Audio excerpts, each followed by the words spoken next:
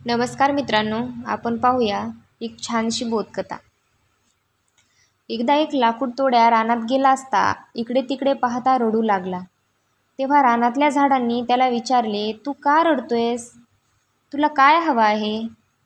तो म्हणाला, माझ्या कुऱ्हाडीला दांडा नाही, त्यासाठी लाकडाचा एक लहानसा तुकडा मला द्याल तर बरं होईल।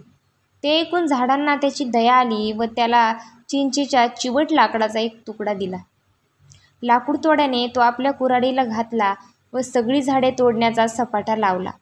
तेव्हा एक झाड इतर झाडांना म्हणाले, मित्रहो, आपण आपल्याच हाताने आपला नाश करून घेतला आहे, तिथे दुसऱ्याला नावं ठेवायला जागा नाही।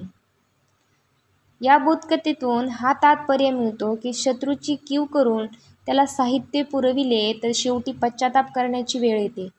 शत्रूवरही उपकार करण्यात, त्यांच्या चुकाबद्दल क्षमा करण्यात मोठेपणा आहे, हे जरी खरे असले तरी ज्यामुळे आपला शत्रू बलवान होऊन आपल्यालाच उपद्रव देऊ शकेल अशा प्रकारचे साह्य त्याला देणे हा मूर्खपणा होय।